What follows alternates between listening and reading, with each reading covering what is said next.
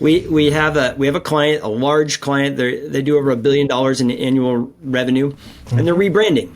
Right? They worked with a brand company. They're rebranding many sites, many websites, and one of the key things is we had to go through and change a lot of the language to meet kind of a new new brand guidelines. Right? This was actually a time-consuming thing. You could have saved us so much more time, but you can save us time moving forward because we haven't done all the websites. So it's that kind of stuff that you go, oh, a job is born. a job is born. Yeah. And they said AI is going to replace us. Well, but you still need people who think and go, how can I apply this technology? Yes. Right. It's our job to upskill and see where we're very important in the process, and we still are extremely important in the process. Yeah. So I mean, this is actually a new job. In this specific instance, we have this problem that's going to either take team members all this time to go through all these, hundreds of pages to try and find this stuff from a site that's been up for many, many years, right? Or we can partner with someone like you, Daryl, right? Write the code for us. Our team implements this project to make sure everything goes the right way. And then to your point, Aaron and I were actually talking about quality control. How do you apply a GPT, run a system or a plan, and then run some sort of QC or quality control on top of it? And we're still trying to sort that out, to be honest. Yeah. So everybody's talking about quality control is usually human. It's a lot of human interaction. Right. Everybody's talking about prompt engineering, but that's the beginning. Then you've got some sort of I called it, prompt or called it ChatGPT or AI QA. AI assurance. Yeah. I mean, Daryl, have you had any success with that? Have you built quality assurance or control solutions with ChatGPT?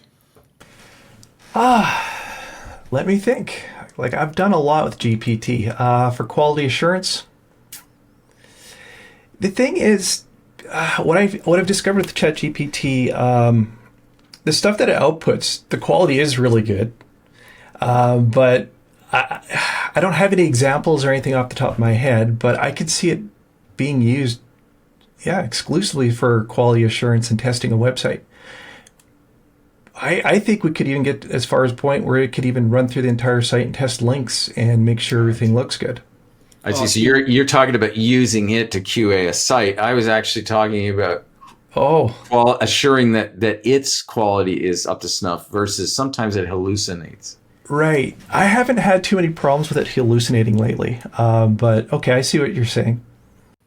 Well, yeah, and really you want to be able to do both.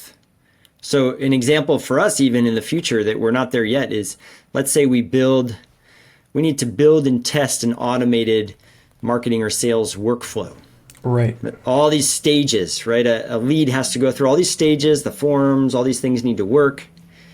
And, we have to run that manually. What if we could, it's almost like run it automatically and identify like any blockers? I mean, we're gonna get there. It might already be out there. We just haven't used it. Yeah, we've started to investigate that as well because we're trying to, we do a lot of tracking work, and then we have to test that the tracking is functioning properly, and it's a very manual process. But we started looking into the potential of GPT to check that the tracking is working. Yeah. Well, and so one other question for you, Daryl, from the amount of time and the amount of cost required to put into building your own GPT, what are you seeing out there? Is this and part of where I'm going is, can small and mid-market companies afford this stuff? Oh, absolutely. Yeah. It's basically, it's a lot of trial and error with ChatGPT, right? And I've been using it enough to kind of get it to do what I want to do. And you're going to create a ChatGPT that's going to fail, right? You're going to use it for weeks, and then all of a sudden it's going to spit out something completely not what you asked it to do. And then you have to go back and kind of just tweak it a bit, and then that goes away, but then something else will crop up. But to get somebody to about 90% where it does what it's supposed to do, It's really only a couple days of investment and really understanding somebody's business to put it all in there. But then it's kind of with you moving forward. So anything you want to do moving forward, coming up with a campaign or an idea for a campaign or, a social media timeline with, a laid out of all the stuff that we want to talk about over the year. It's great at, organizing and structuring stuff like that. And that doesn't go away. That's always there once you have your ChatGPT. And the more you use it, the more you'll realize new ways of using it over and over again. Yeah, so you're building. You're even building off that foundation that you created. Yeah. Even if it's a custom GPT, it's almost like you could build. It's like a springboard into these other types of things. Yeah. Yeah. Yeah. You start with a building and end up with a town and then a city. Yeah. Right. I'm. Yeah. So we need. It's almost like we need somebody who just does that. That's the new job for our firm. Run our AI, but then there's going to be AI this department, AI that department.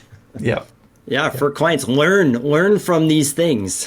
Yeah. Apply apply these things we learned for a SaaS company to a finance company. Yeah, to a bank, to an insurance company. Right. Yeah. Yeah. Yeah. You get, a lot of really cool stuff. We're doing that now, but we're doing it with people. Yeah.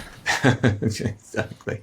Yeah. Awesome discussion, guys. We're at the end, but I really appreciate you, Alex, as always. And Daryl, thank you so much for joining us today. It was my pleasure. Been a blast. Yeah. Way to go. Thanks, Daryl. All right. Thanks, Darren. Thanks, guys. Yeah.